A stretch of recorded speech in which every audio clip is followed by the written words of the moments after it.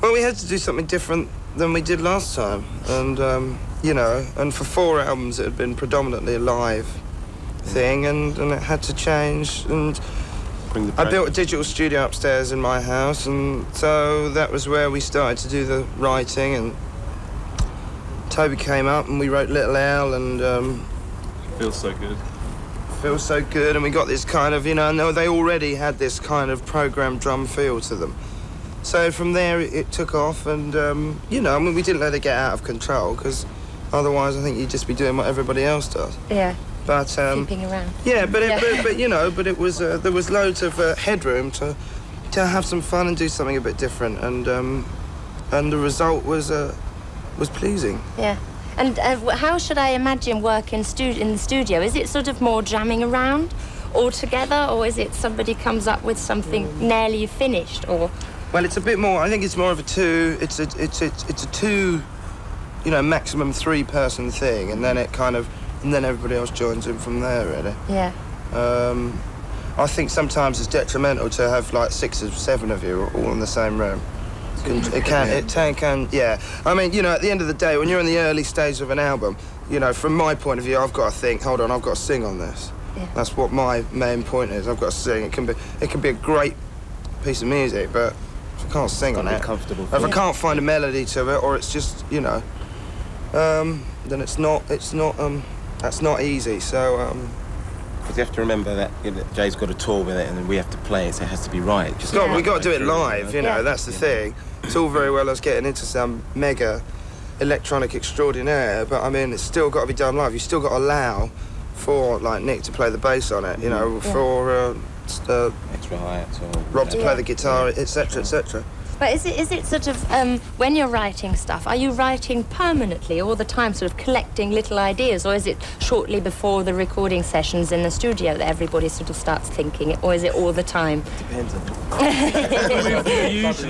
we usually start getting, there's ideas already starting from the album before. There's a few ideas that sometimes we'll take through, and on the case of certainly the first 3 albums, we actually just went straight into a main studio and started writing in the main studio, putting the stuff down to 2-inch with very little pre-production. You know, whereas on this album we actually managed to get about 6 months where we'd sit in a little room playing with the computer, which, you know, playing with ideas and getting different sounds and stuff like that. And I mean, that's the good thing about having the computer there is that some of the stuff you put into it, if you were doing it live, might not be a particularly good take, you know, but you can take the very best of it and then change the sound on it a little bit, and then it's actually what we call a keeper, you know. Yeah. You know, that's something to keep. So we'll say, right, keeper.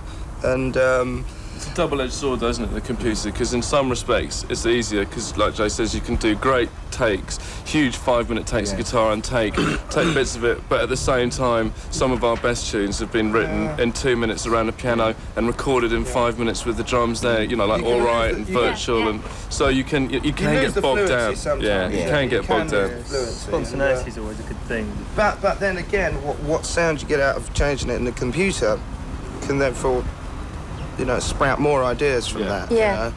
And, you know, when you hear something that you're used to hearing just normally, and then you hear it differently, it's like kind of, it gives you another idea. And, and I mean, you know, I think it was just a question in, you know, to make one good, exciting thing happen in every tune, you know, and my idea is always to make sure that we don't have these 2 tracks that sit and just sound exactly the same together. So you've got to put these different elements in. If one has strings and the other one, you know, we did have 2 tracks that were kind of similar-ish. Yeah. So, you know, one would have an affected vocal, one had a dry vocal, one's got strings, one hasn't, one's got this. So you've got to make sure you always keep them separate all the time. Right. And then by the time you get to the end of it, then they sound different. It sounds very much like mathematics, really, doesn't it? Sort of when you're doing it with the computer, it's sort of, God, mind-blowing. How? There are 2 really beautiful, I would say, bossa nova tracks also on the album. One is called Corner of the Earth. Picture of my life. Yeah, exactly. And could you tell me something about Corner of the Earth? God, they're popular tracks, aren't they? I don't think I've done about 55 interviews on this project alone, and every single interview I've ever done people have come up and said those two tracks. Do you hate people coming up with it? No, I really like it, because I think they're great tracks too. Yeah. Well, you know, I mean, it just really and truly, that's just a continuation of what went on the first, second and third albums. There was a Latin feel, you know, on some tracks on there, and it's just something that I do feel comfortable with. I feel comfortable, you know, it's the easiest place for me to melodically get to is a Latin type track. It's by far the easiest way. And it required a different singing style, and you know, and lyrically it's very beautiful, you know, it's very, very, very to the point and very sweet and beautiful, and it's a nice juxtaposition from the hard stuff, you know. It's a good it's a good gap between the two of them, and you got to remember about your Jamiroquai fans who want to hear that kind of stuff as well. No, not everybody wants to hear. You know, we may want to go forward, but they want to, you know, they may want to stick with some of the other stuff. And bearing in mind, you know, the people who buy records range from kids to people who are 50, 60 years old. So it would be unfair to kind of just assault them with an electronic knife, with Toby's palace of electronic hell sounds, you know, before we actually gave them, you know, something nice to listen to, and you know, it was a melody that had been hanging around for a long, long time, and well, it was actually a different melody, and the melody changed, and it sat there perfectly, and what makes it different is, of course, you got this. We did a track called Cannibalist, and at the start we had a very kind of Indian kind of feel at the front of it, and then that became orchestrated properly, and so you had this great, you know, orchestrated thing going on with the strings that have been recorded in a great big proper room, you know, big 32-piece orchestra.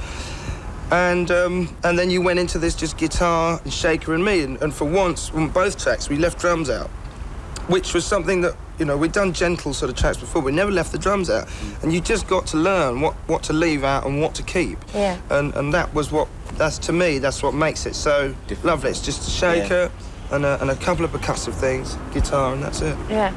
Yeah. And so we'll watch the new video, Little L, and then we'll be back with Jamiroquai in a few seconds. Meine Damen und Herren, Sie sehen Fast Forward, und das hier sind Jamiroquai hier im Schloss Bensberg. And now we have to talk about another bossa nova song called Picture of My Life, which I think is very honest and very vulnerable, the song. In which situation was that written? Well, it's... Well, I woke up one day and we were in the studio, and I decided that... I was having trouble, to be honest. I mean, you know, lyrics are not easy things to come by. They don't grow on trees. Yeah. And sometimes you can skirt around the houses, you know, and never quite get to the point.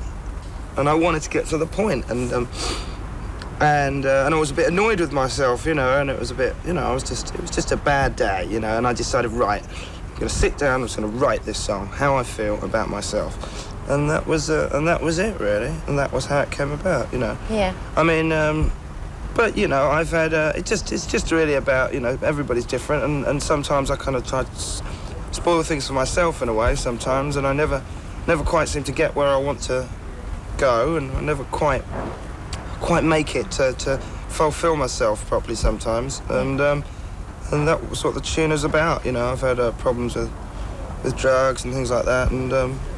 you know, you write about it, then you get it out of your system. But is it when you've written a song like that, do you sort of look at it afterwards and think, oh, maybe this is too honest or too confessional for the nasty world out there? Well, no, because I've had my share of the nasty world, you see, so I know how nasty they are, so it's no big surprise to me anymore. Yeah. And also, the other thing is, when you're not bothered about the nasty world anymore, you're much more willing to put yourself over like that. You're much more... you know, you're much easier about just going, well, you know, who cares? I mean, that's what songs are about. You know, I'd much rather people talk to me about the lyrics of the song than just made up some rubbish in the newspaper and then you read it like that. You know, I'd much rather give it away myself as opposed to having it just ripped out of you. Yeah. And what I always thought was that Jamiroquai was a very exceptional band in Britain, is sort of in comparison with other bands, because obviously it's sort of based the influence on black music instead of other bands sort of being based their influence on Beatles or whatever. Right. Could you ever relate to those Beatle-influenced bands? Yeah. Do you like them? A good song is a good song. You know, Travis write great, some good songs. Coldplay, I love a lot of their songs.